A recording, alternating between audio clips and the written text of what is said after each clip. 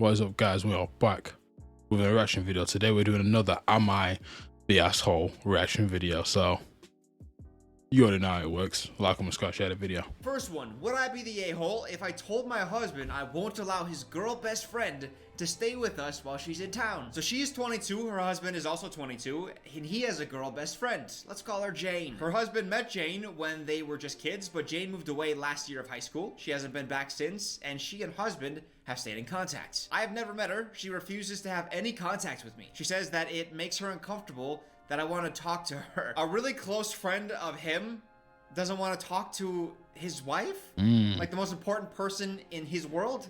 They have had feelings for each other, but never at the same time. So there wasn't a relationship at any point. I'm not concerned about cheating. I have full access to my husband's phone and know all of his accounts on all social media. Yeah, I'm not concerned about his cheating because I have a watching eye. Nothing he does goes unclocked. As I read the beginning of that sentence, I said, I'm not concerned about cheating. I was like, oh, that's nice. They have a trusting relationship. And it's like, no, it's just because I can access the proof anytime I need it. Our relationship is like me inside of a prisoner guard tower and my husband roaming the prison halls. I am starting to get the impression that she has feelings for him again. We ran into it a few months ago and he talked to her about it and she backed off. Well, she's planning on coming to town for several days in May and is wanting to stay in our house. I'm extremely uncomfortable with this, especially because the husband won't be able to get the weekdays off work, so I would be home with her. I'm a stay-at-home mom by myself. I'm concerned my husband will be upset if I tell him I don't want her to come. I was considering offering to help pay for a hotel over the weekend so my husband and I could both be available to see her. Am I being unreasonable, or do I have a right to be cautious about this? Edit, many people are asking why I would be unhappy about this if I want to meet her so badly. Why? Come on.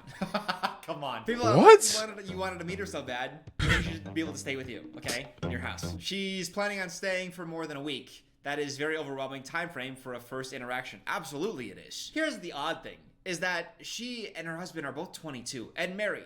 And they're not talking about like, oh, it's like a new marriage. It seems like they've been married for, you know, a time.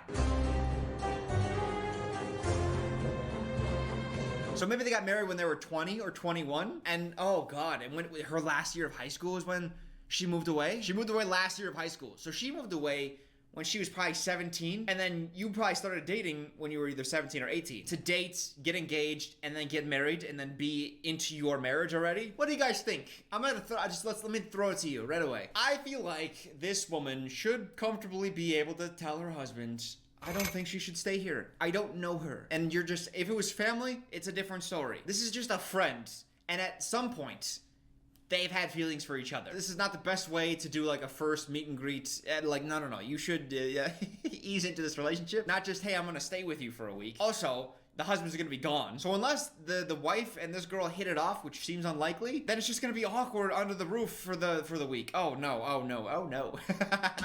Honestly, my opinion, I think the guy in the situation, you're lucky your wife's even letting you.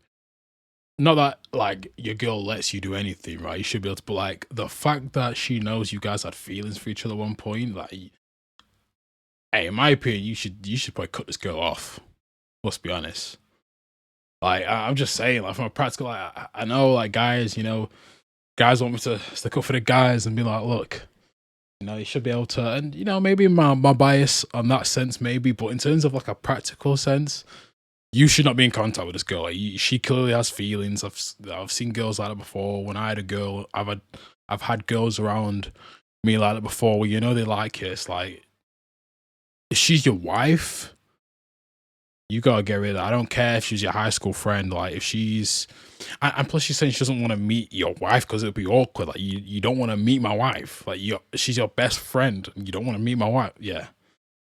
I think there should be no interaction anyway, let alone stay at the house. Whether your kids... Yeah, that's my opinion, though. I don't even think you have to pay for the hotel. No, thank you. Wait, did you say stay-at-home mom? Oh, she's a stay-at-home mom, so there's a child as well? This suddenly seems a little bit less You see, that's what I'm saying. There's a kid there, and you're gonna... real to me. They are married at 22, which it's not like the craziest thing ever. But she's a stay-at-home mom who's never met a very good friend of her husband. Also, you didn't mention anything about a baby, and I feel like a new mom would be like, hey, there's a baby to contend with. You know what I mean? 60-40. 60-40, this is fake. That's my feeling. Would I be the a-hole for asking a family to remove their child's death memorial Yeah, damn. Could it be fake? I mean, maybe. But in that situation though, that'd be great. I mean, you know what? It probably is fake because for that is a rare situation where one person's gonna allow, like, one couple's gonna allow the other couple to have a friend like that. Like, from my property. A whole feed to contend with. You know what I mean? 60-40. 60-40, this is fake. That's my feeling. Would I be the a-hole for asking a family to remove their child's death memorial from my property? Should be fun. I recently purchased a home on a country road. 5 years ago, some drunk local teenagers wrapped their car around a tree on the property and one died. Their family created a roadside memorial with a 4-foot cross and a wooden sign. People come a few times a year and place flowers, notes, etc. The memorial is on my property in front of a tree they hit about 10 feet from the road. Do you leave the tree up? Or do you chop the tree down? When when a bear eats somebody, they go out and they hunt the bear and they kill the bear. When a tree kills somebody, do they not chop the tree down? I understand that the logic isn't like 1-to-1. I think they go kill the bear because now the bear has tasted human and they don't want the bear to, you know, be like, ooh, yummy, I'm gonna go get me some more of that. And a tree can't be like, ooh, dead children, let me put my roots out into the road to steer them to me. Coming to bed, honey? Yes, dear. I don't want to see this memorial every day. It's depressing and reminds me that a tragedy happened here. Why did you buy this property? Is my question, which I don't need. You don't need? You know what those teenagers didn't need? To die. Oh, but I'm sorry that your needs come first. I'm not sure who I'm mad at here yet. The tree, this woman, or the teenagers. I'm trying to get over some stuff.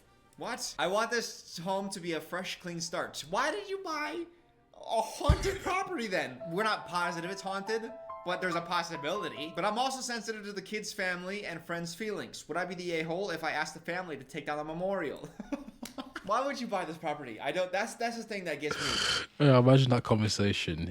Excuse me, could you take down your child's memorial because it's in the way?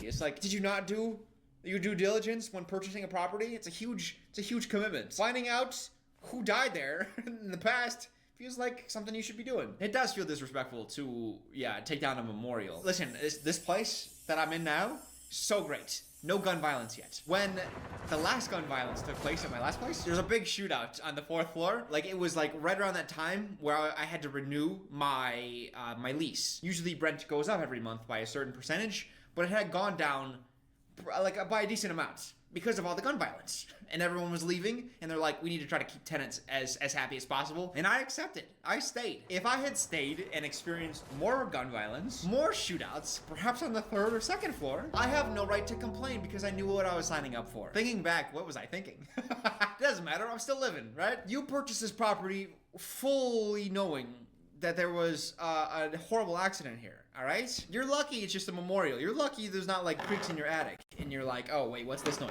Am I the a-hole for telling... Okay, let's just play devil's advocate here, right? Devil's advocate.